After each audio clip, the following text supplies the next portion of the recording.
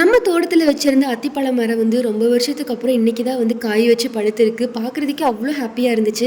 நல்ல ஃப்ரெஷ்ஷான அத்திப்பழம் பறித்து சாப்பிட்டு இதை வச்சு சூப்பரான ஒரு ஃபேஸ் வாஷ் ரெடி பண்ணலாம் அப்படின்னு சொல்லிட்டு அத்திப்பழம் வந்து பறிச்சுட்டு வந்துட்டேன். இன்றைக்கி வந்து அத்திப்பழம் ஃபேஸ் வாஷ் எப்படி ரெடி பண்ணுறதுன்னு பார்க்கலாம். அதுக்கு முன்னாடி நீங்கள் ஹோம் மேக்கராக இருக்கீங்க, காலேஜ் ஸ்டூடெண்ட் இல்லை ரிட்டையர்டாக இருக்கீங்க, எனக்கு வீட்டில் இருந்தே ஒர்க் பண்ணணும், பார்ட் டைமாக வேணும், ஃபுல் டைமாக வேணும் அப்படின்னாலும் 0% இன்வெஸ்ட்மெண்ட்டில் நீங்கள் ஏர்ன் பண்ணுறதுக்கு ஒரு அரிய வாய்ப்பு தான் இது. 100% கவர்மெண்ட் அப்ரூவ் பண்ண கம்பெனி தான் இது. உங்களுக்கு தமிழ் மட்டும் நல்லா பேச தெரிஞ்சால் போதும், மற்ற ட்ரைனிங்ஸ் எல்லாம் அவங்களே கொடுத்துருவாங்க. ஃபர்தர் டீட்டெயில்ஸுக்கு ஸ்க்ரீனில் தெரியிற வாட்ஸ்அப் நம்பருக்கு வந்து காண்டாக்ட் பண்ணிக்கோங்க. அப்படி இல்லாட்டி லிங்க் வந்து ஃபர்ஸ்ட் கமெண்ட்டில் பின் பண்ணுறேன், செக் பண்ணி பார்த்துக்கோங்க. இப்போ வந்து அத்திப்பழம் ஃபேஸ் வாஷ் பண்ணுறதுக்கு நம்ம அத்திப்பழத்தை பறிச்சுட்டு வந்ததை குட்டி குட்டியாக கட் பண்ணிக்கலாம். எனக்கு வந்து அது 1 கிளாஸ் அளவுக்கு வந்துச்சு. அதே கிளாஸில் வந்து 3/4 கப் சோப்நெட் வாட்டர், 1/2 கப் வந்து பாதாம் ஜெல் ஆட் பண்ணி நல்லா அரைச்சிட்டு ஃபில்டர் பண்ணிவிட்டு ஒரு ஏர்டைட்லாம் கண்டெய்னரில் போட்டு வச்சுட்டோன்னா அவ்வளோதான். ஒரு சூப்பரான அத்திப்பழம் ஃபேஸ் வாஷ் வந்து ரெடி. ட்ரை பண்ணி பாருங்கள், எப்படி இருக்குன்னு சொல்லுங்கள்.